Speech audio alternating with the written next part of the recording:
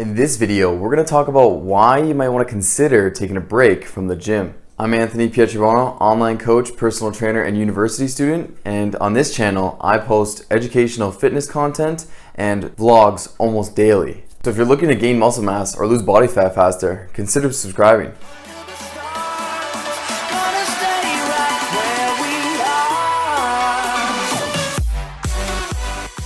We all want to reach our goals faster, so sometimes we kind of think that more is better and just training harder, training intense, or eating less, consistently eating less is better for us and we'll get to our goals quicker.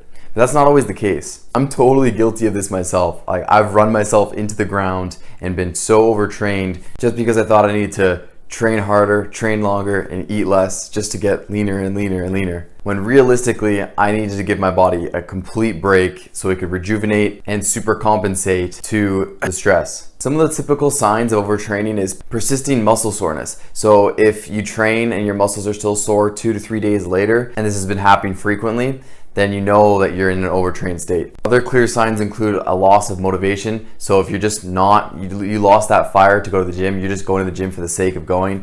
You lost the enjoyment of working out. Workouts that used to be fun are now a chore. Trouble falling asleep at night, you might be tossing and turning. You feel exhausted, but you just can't fall asleep. Sometimes you might even have a decreased appetite. You'll notice the past week or the past few days, you won't be nearly as hungry as you usually are throughout the day.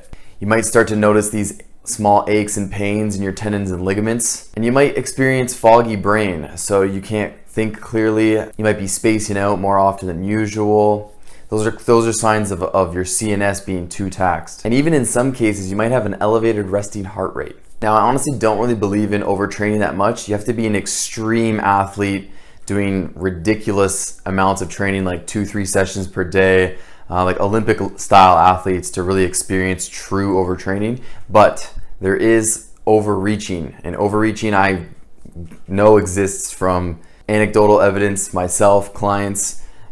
Overreaching exists. Overreaching is really a combination of a lack of recovery and too much stress. For lack of recovery, this can include not getting enough sleep at night. So you're getting 5 to 6 hours of sleep, not enough recovery between training sessions. So you might be hitting the same muscle group back to back, or only giving it 1 day's rest when you hit it too hard, but you didn't give enough time in between training that same muscle group. And for stress, you might just be having too much training volume, too high of a training frequency, training those same muscle groups too often, and taking way too many sets to failure. Nutrition is also a major factor. So if you're not getting enough calories or carbohydrates on top of this lack of recovery and this increased stress from training, then that's when you'll really start to experience overreaching quickly. What a lot of people might not be aware of is that this overreaching actually really throws your hormones out of whack. I've seen blood test results of people with very low testosterone, so their testosterone dropped a lot, elevated cortisol levels, plummeting leptin levels, and spiked ghrelin levels, which are two hunger hormones responsible for feeling satiated or feeling hungry. Thankfully for us, it's actually really simple to get out of an overreached state.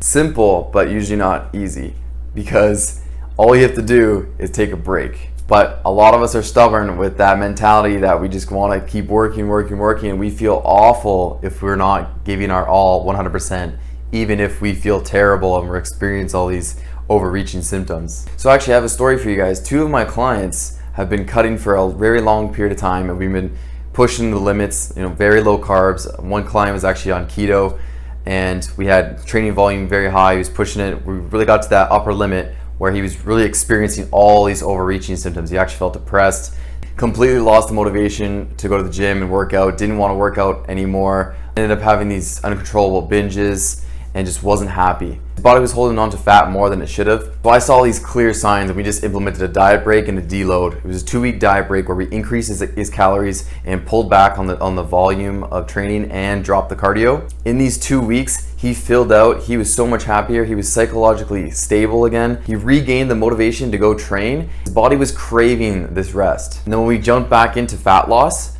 after the 2 weeks, he was dropping fat so fast, and he kept getting stronger while on the dropped calories and the increase in volume again.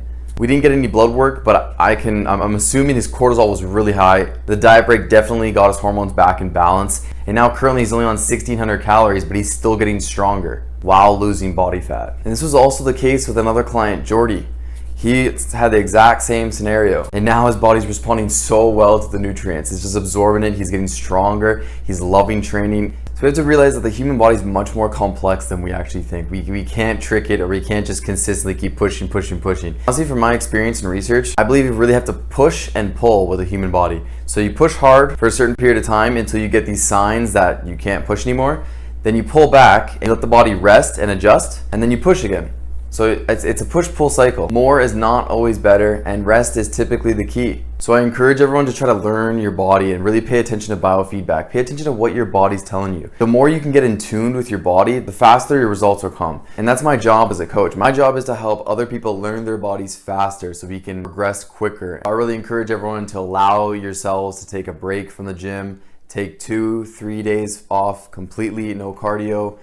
Focus more on stretching and mobility. That's another thing that I see people neglecting, and myself included. That's why I personally do yoga every morning now, just to maintain my posture and maintain my mobility. Because I've noticed if I let it go for a couple days, I start getting these nagging aches and pains, and they can spiral down into much worse injuries down the road. So keep in mind that when you're sleeping, resting, and recovering, that's when your body's rebuilding and coming back stronger and stronger. Don't neglect your rest days. Now I have a question for you guys. How many rest days do you take per week? And when was the last time you had a diet break or a deload week? Look forward to hearing from you guys. Hope you guys enjoyed the video, and I'll see you guys next time.